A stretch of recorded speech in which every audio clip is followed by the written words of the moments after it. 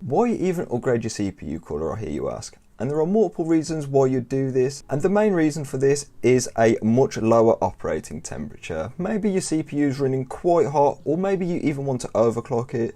This is where upgrading to a much beefier cooler would be a good option for you. Sometimes coolers can be a lot quieter as well. This is what we call acoustics. And having a much quieter cooler is obviously going to be less bothersome, as you don't hear it while you're gaming or working. And lastly, which is the least important point, some coolers may be more visually pleasing than others. This is totally personal preference though, but I think the main benefit of upgrading your cooler is obviously going to be better thermal performance. Before upgrading your CPU, you have to make sure it is compatible with your system. Points to look out for are socket compatibility. Will the CPU fit your CPU socket? Physical dimensions. Will the CPU cooler fit inside of your case? Check the dimensions of both your case and the cooler to verify that this will work.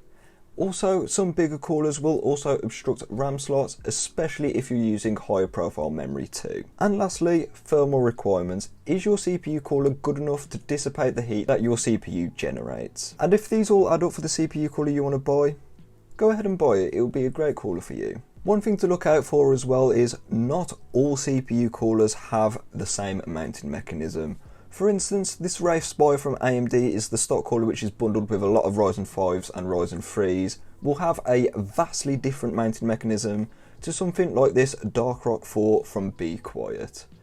Speaking of the Dark Rock 4 though, this is the cooler I will be using today to swap out the Wraith Stealth on my CPU. And there are also all-in-one liquid coolers as well, which we won't be covering in this video, as they do have a different mounting mechanism entirely, as you've got the CPU block and the radiators.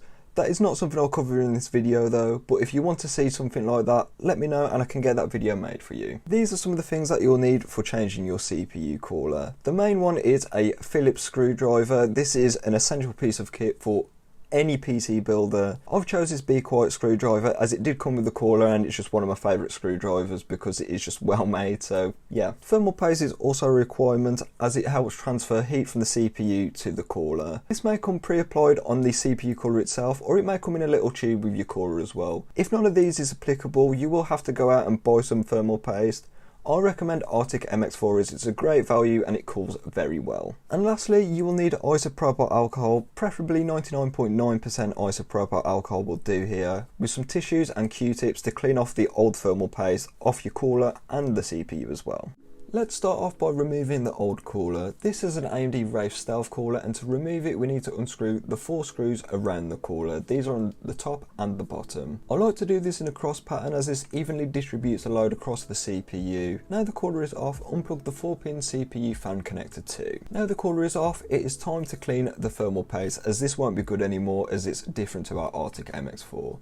This is where isopropyl alcohol and tissues come in, as they make light work of the thermal paste. Give it a bit of a scrub and the thermal paste should come straight off.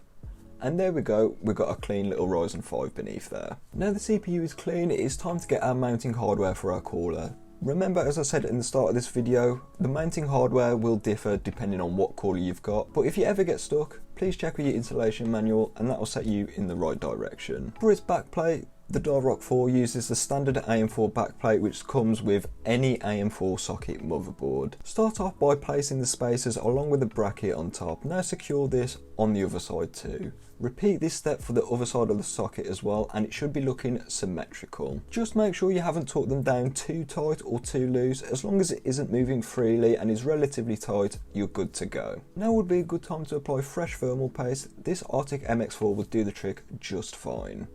I like to apply it in a line as well, as this works pretty well for CPU coverage. With thermal paste, putting on slightly too much is better than putting on slightly less. Now it's time to install the main tower itself. The Dark Rock 4 has this rod that goes through the middle of it, which connects it to the bracket, so make sure that's in there. Now it's time to screw this in evenly on both sides. This distributes the pressure evenly across the CPU. Again, as long as it's not too tight or too loose and the cooler isn't moving, you're good to go. Now it's time for the fan. This Dark Rock 4 has a massive 135mm fan, which is bigger than most case fans actually. But to attach it, these metal clips are used, and it's not the best mounting mechanism if I'm honest for a fan, but it works and that's what matters.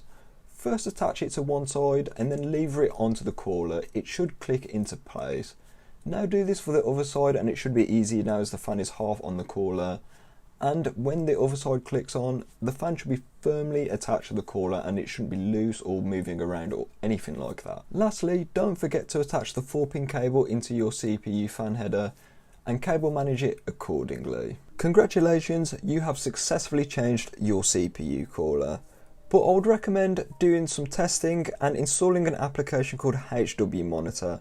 Not only does this allow you to check your temperatures, but it allows you to check your voltages, currents, and stuff like that as well. It's just a handy application to install and it's totally free as well. Here I'd like to see if there's any weirdness going on, especially with the temperatures, because it has been known a lot of people have made this mistake in the past where they've left the protective plastic seal on the bottom of the cooler. Please don't make this mistake. It's quite embarrassing and you've wasted thermal paste, and most importantly, you've wasted time as well. If you want to stress test the CPU to make sure all the temperatures are in check as well, I like to use an application called Cinebench R23. It loads an all-core load onto the CPU, which makes it get quite hot, but anything under 80 degrees for Ryzen 5s and Ryzen 7s should be totally fine. But if you're running a higher wattage CPU, something like a 13900K, anything under around 90 degrees should be pretty fine for them because they do run quite toasty. So as long as the temperatures are looking within line to you, you should be totally fine. Even though this isn't a review of the Dark Rock 4, I would be testing it with something like a Ryzen 7 or a Ryzen 9 if I was. I have done some performance benchmarks, so I'll put them on the screen now.